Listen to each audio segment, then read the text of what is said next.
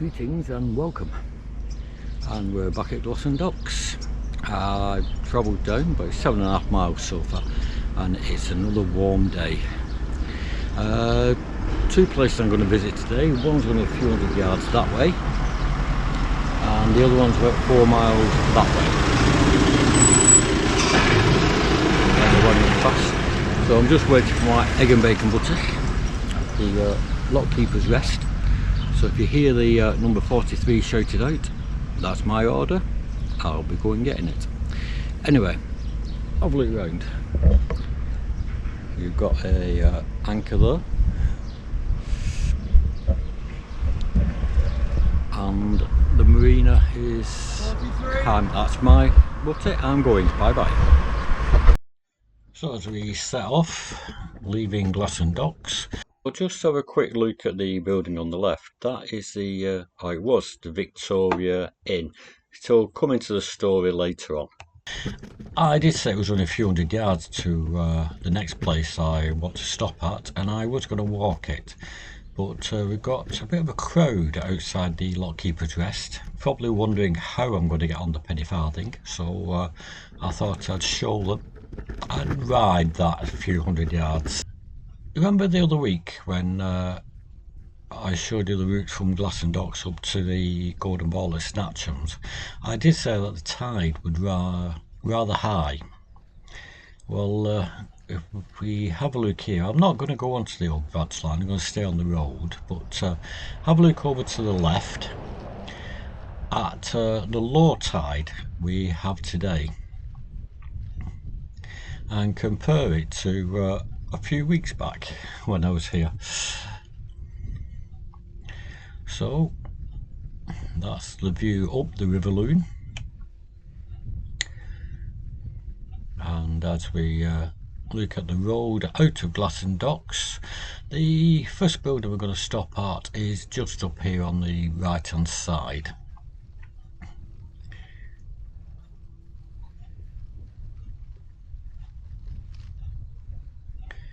Just where these couple of cars are parked up.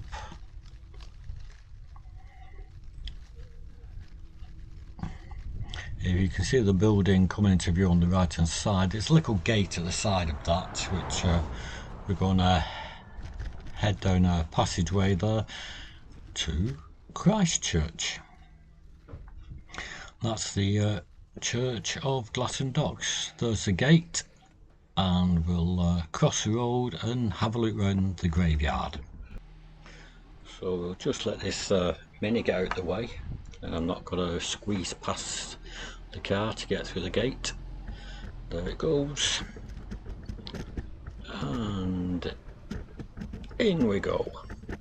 Like I said, this is Christchurch, consecrated in June 1840.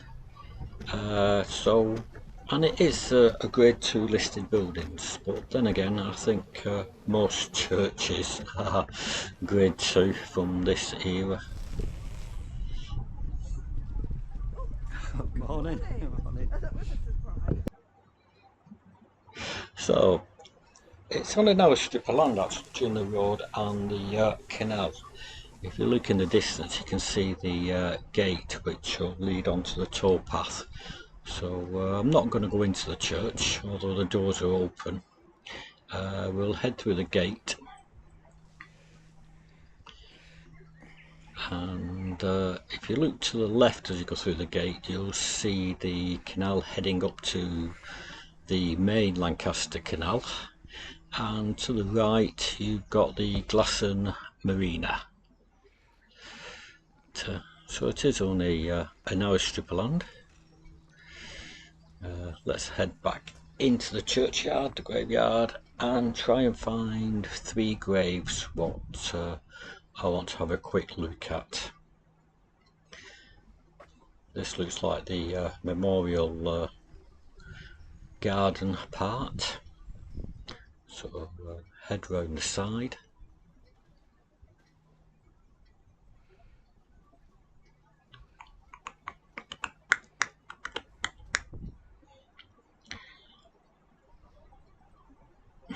And into the main graveyard.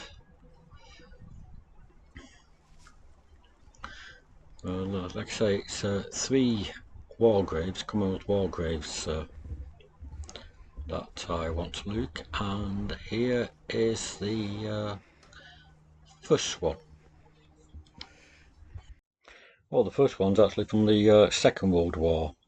Wilfred Harling Riley, a driver in the 46th Division Ammunition Corps, or the Royal Army Service Corps.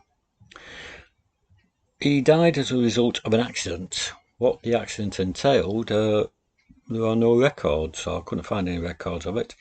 And all we do know about him, he was the son of Edward and Jane Riley of Gressingham, and he actually lived at Keeper's Cottage in Thurnham in the burial register.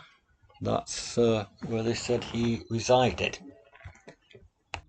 So we'll head further along the graveyard and try and find the second headstone what we're looking for, and there it is, almost directly in front of us. Let me get round to have a look at the front of it. Second one is from the First World War and is Osborne Miller from the King's Own Royal Lancashire. The headstone says age 40, but you can't always believe what you read. He was actually aged 38, and previously he was with the Scotch Guards. He signed up on the 22nd November 1899, was a blacksmith before then, joined the Scotch Guards, went out to South Africa. He became an army reservist in 1902 and was actually discharged on the 18th of September 1914 as medically unfit. He then joined the Royal Lancashire Regiment, and there is an article in the Chelsea News and Advertiser on the 2nd of July 1915 which explains how he died. At the inquest to his death, there was a witness, Sir Thomas Hardy, who says that he saw Osborne Miller cross the road to Victoria Station. When he reached the pavement, he placed his kit bag down and then fell to the ground, knocking himself against a pillar box as he fell. Obviously the question was he walking fast? The answer was no. Was he walking straight? Yes, he was walking straight. He was taken to St Mary's College, where he died shortly after admission. So now to look around for the third one, which isn't the standard Commonwealth War Grave, and there it is. So let's get in front of it again. And this is a headstone for Robert Raby, who died on the 6th of April 1920, aged 50. He was part of the Royal Army Service Corps. The unit was HT, which actually stands for the Horse Transport, and he was, before the war, the hotel keeper at the Victoria Hotel, the one that I mentioned earlier on. And we'll come across the name Raby later on when we continue this tour. So one last look at the church of Christchurch at Glasson, and then we'll make our way back onto the road and head to our next location. So let's get back on the Penny-Farthing, and I'm up. Right, as I say, the next location, it's about a 2.5 mile ride and then another half-mile walk after that. You'll understand why I'm not going to ride it all the way when we get round to the coastline. So up here we've got to turn right where this wagon is. So hang on, let's just get round this roundabout.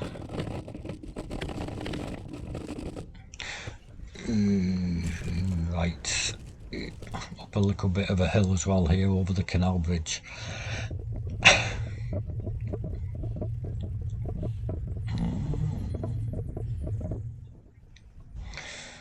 Looking left down the canal. And now we can freewheel. Right, I'm back. I mentioned Osborne Miller. There's a few other things I'd like to say about him. He was buried on the 30th of June 1915, and looking in the burial register for Christchurch, the very next burial was on the 20th of July, which was also an Osborne Miller, aged 4-year-old, and it turns out that it was the son of Osborne Miller, who was buried like 20 days later. Another bit of information that came to light was that on the 20th of December 1915, the county police officer in Skirton, which is just outside Lancaster, sent a letter to the Scotch Guards Records Office about Osborne Miller. Basically, the letter said, with reference to your Army Form W3214, addressed to the Chief of Police, I beg to inform you that the above named Osborne Miller died in June last. Now, for those who's not sure, the W3214, it was a precursor to the Silver War Badge, which was handed out to soldiers who were discharged due to either wounds or injury. Anyway, as I say, we've got a few miles to go, so I'll speed the next section up, but let you enjoy the countryside around here.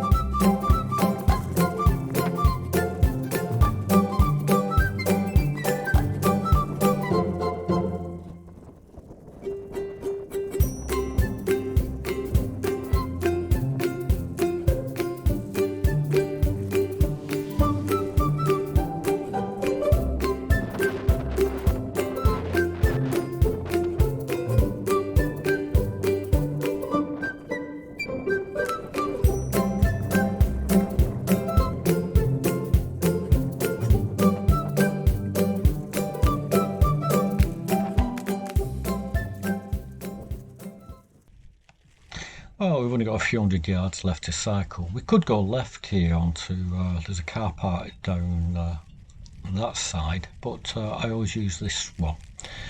And we're heading for Cockersand Abbey.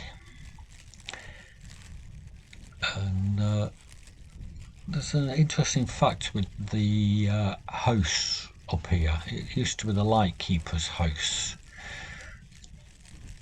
But we'll keep going, and if we have a quick look to the right up here, you can see Pendle Hill, hopefully through this gap here. Pendle Hill in the distance, and like I say, up on this road ahead we've got the old lightkeeper's house. There used to be two lighthouses here. One was on land, the high level one, and one on the shoreline, which you can walk out to on low tide. I wouldn't recommend it with the sand out here, but this is a lightkeeper's house. And Robert Raby, the grave we looked at earlier, this is where he lived. His family moved in about 1847 when the two houses two lighthouses were built. The high level one is now demolished. It was demolished in 1954, but the Raby family ran the lighthouses until 1945, when it was then took over by the Parkinson family. And there's Cockersand Abbey in the distance. So it's a bit of a walk, about half a mile, 3/4 of a mile from where we're going to dismount here. And that is the Plover Sands Lighthouse, and a nice little bench, so I think I'll stop and have a rest. Well, that's as far as I can ride towards Cockersand Abbey. From here it's climbing over stiles and a bit of walking. And if we look in the distance there, that is where Cockersand Abbey is. So if we have a look around the bay, you've got Blackpool Tower and Fleetwood in the distance. That's Ploversand Lighthouse. Barrow Docks over there. And if we keep on going, the power station, forget that. Sunderland Point. And then Glasson Docks is that direction. Let's keep moving round. The car park will just come through with the lighthouse keepers and the edges of Pendle Hill. Nice farming country round here. And continuing round in a circle, we have Cockersand Abbey there in the distance, and the gate we've got to go through. Well, that was the first stile I've got to get over. I think the other one's a bit easier, and this is the path I've got to walk along. And I'm just wondering, in the distance, can you see Fleetwood? On a clear day, yeah, Blackpool Tower's there as well. You can see the tower in the distance.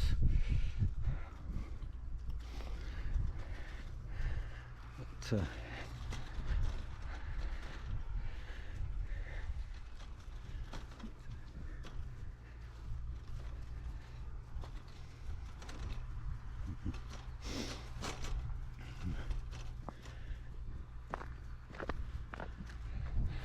and as I say, Plover Lighthouse is there. That's the entrance into the River Loon.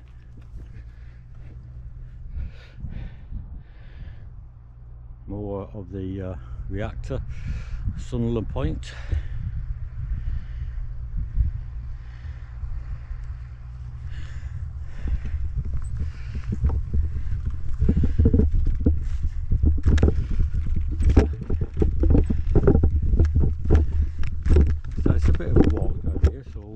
We'll try and speed this up a bit for you.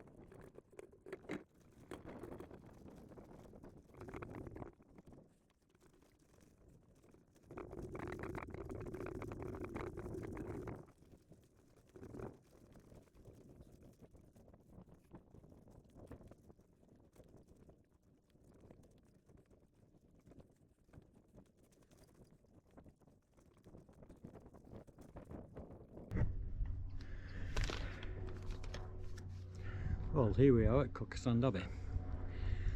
It was founded before about 1180, and it was actually a hospital of St Mary on the Marsh, because this land was very marshy at the time, and it actually belonged to the Leicester Abbey, as in Leicester in the East Midlands. It was founded by actually the Cabot Normans. It gets even more complicated, doesn't it, or more mysterious. You've got an abbey in Leicester building this, founded by a family from South Wales,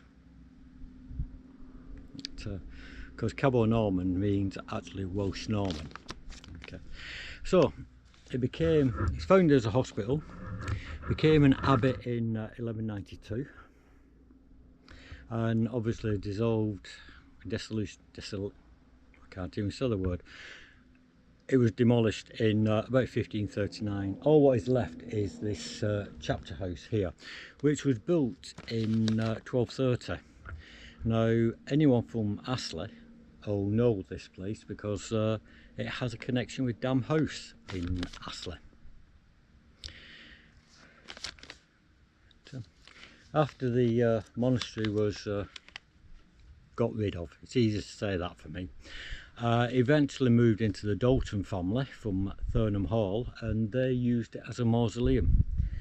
Now, the building itself is open on occasions, and last year I was fortunate enough to go inside, and I'll put a few photographs on of what the inside looks like. There's not much to see inside, but this is the chapter house of Cockersand Abbey, and there's a big sign there saying no metal detecting. Yep, so I've now got a bit of a walk back to the car park and then a ride back into Glasson Docks. I think I might go the hilly way back, because then I can stop at the cafe for a cup of tea and a cake this time. I don't know if they do scones, so I'll have a quick walk around the outside of the chapter house here so you can have a look at it, and then I'll be back on my way.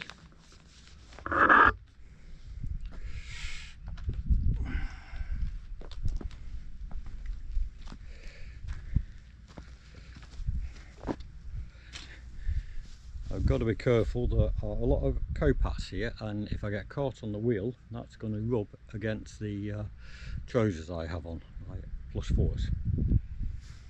So I'll carefully head back to the first style. Right, I've gone straight to the cowpat.